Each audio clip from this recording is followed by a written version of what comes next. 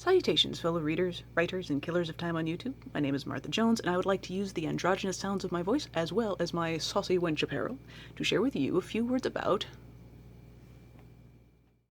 diversity in post-Tolkien fantasy. Most of the long-standing fantasy traditions we've come to know and accept, the uncanny length, the exhaustive world-building, and the suspicious resemblance to historical events for authors who swear up and down they disagree with allegory in all its forms, they all originated with one guy, that first world-famous dispenser of fairy tales for adults, Mr. J.R.R. Tolkien. Most of the standards he set were not horrible, although The Hobbit's endless songs get a little old, and it is disheartening when publishers deem your fantasy novel unsellable if it is less than 100,000 words long. And yet, perhaps the most prominent area in which post-Tolkien fantasy still has lots and lots of room to grow is in the realm of diversity. Because J.R.R. Tolkien was a religious pale male whose fantasy epics reflected a certain worldview, creamy on the inside, dark on the outside, and not for girls. However, if someone were to send a Ouija-gram to Mr. Tolkien in the Great Beyond and ask him if he was racist or sexist, I doubt he would think he was either. For you see, among the social diseases, racism and sexism are kinda like STDs. Lots of folks have them who don't necessarily know they have them and tend to spread them around without realizing it. Defenders of Mr. Tolkien and his work tend to cite this apocryphal story that gets passed around the internet from time to time about how the Nazis didn't like Mr. Tolkien very much because he said something nice about the Jews once when they courted him about the use of his stories as possible propaganda material. But if the Nazis saw in The Lord of the Rings a story for them, say one of one race suppressing another race with the help of some unlikely allies by means of an epic war in which women, with one or two notable exceptions, are naught but tertiary stakes in the hero's mind, it's not the most illogical conclusion they could have jumped to. Anyway, one unfortunate phenomenon that makes racism and sexism particularly hard to kill in fantasy is the fallacy that good fantasy must be based on history, and that history, at least among the folks with European backgrounds, uniformly favors the pale male. You know that uncomfortable scene in The Princess and the Frog where evil white landowners tell the young lady in the princess duds she cannot princess because black? If that happens less than 40 times a day at the Renaissance Fair, I'd be pleasantly surprised. And is usually set by people who legit think it's not racism, it's historical accuracy. Here's the thing. First of all, women, persons of color, and non-cisgender humans have always been here. They just didn't bother the bigots as much when they were oppressed so thoroughly they would not dare ask for fair treatment. Second of all, it's fantasy. I'm sorry to say that part did not click in my head until it was pointed out to me by a more experienced writer than I was. But fiction that is based on history is its own genre. It's called historical fiction.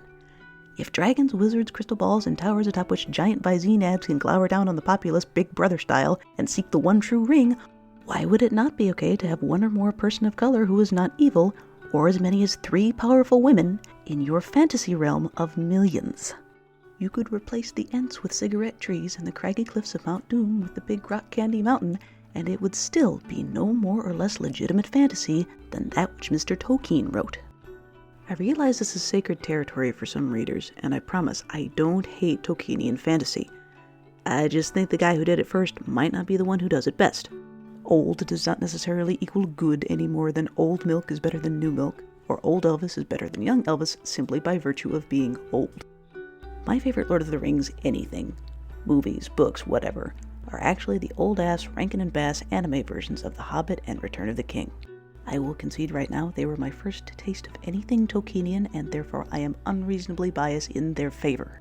But objectively, the animated Return of the King has something going for it that no other version does, including the books of epic scope. See, Mr. Tolkien didn't care much for his orcs. In addition to describing them as looking like your least lovely Mongol types, he didn't give them much agency outside of whatever the Dark Lord wanted. They didn't choose or question things. They were killing machines, born and bred to bring the wrath of Sauron down on Middle-earth, and not much else. Therefore, none of the good guys had a question of conscience about whether or not it was right to kill them, because it's not as though they had families or feelings or anything to go home to. Then the Japanese got a hold of the story, and animated for Frodo Baggins, the ring-bearer of destiny, a dream. I'm not usually a fan of dreams in narratives. Writers like them because they think it's an elegant sleight of hand that they can use to get some foreshadowing past the reader. But if your reading tastes are anything more complicated than a little golden book, you can see what the writer's up to a mile away and feel insulted that he slowed down the narrative with his BS. Anime Frodo's dream is not BS. Here is why. Shortly after, Samwise helps him escape a bunch of orcs who tortured him in effort to get information about the one true ring. Frodo dreams that he and Samwise are walking down a country road on a beautiful Hobbiton morning. On this same road, they see a pair of orcs, at which point Frodo and Sam wave to the orcs, and the orcs wave back. This seems like such a simple scene, but it has brought me to tears more than once, because in Frodo's dream world, he does not seek vengeance on the orcs. He also doesn't dream of the day when the orcs are Jim Crowed into submission by the Gondor PD, and he doesn't dream of a world in which the orcs no longer exist. The picture Frodo carries in his mind of an unbroken world is one in which the orcs are his neighbors, and they are on such friendly terms with the hobbits, they smile and wave when they pass each other by. Granted, anime Frodo doesn't necessarily dream of girl hobbits or unambiguously gay elves in his perfect world, but you know what? Baby steps, y'all. My point is, this happy little jaunt into diversity, compliments of a fantasy realm, was brought to life by cunning animators 40 years ago. If they could give one fantasy race the empathy to want good things for their antagonist fantasy race way back in 1979 in the context of Mr. Tolkien's own work. Sorry, fantasy fans and lovers of the pallid patriarchy, the times, as they say, are a-changin'.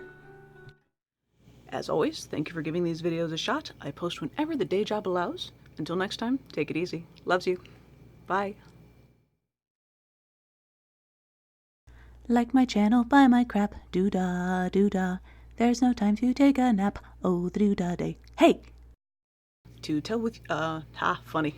Salutations, fellow readers, writers, and killer... And cockles and mussels alive, alive, oh. Cockles.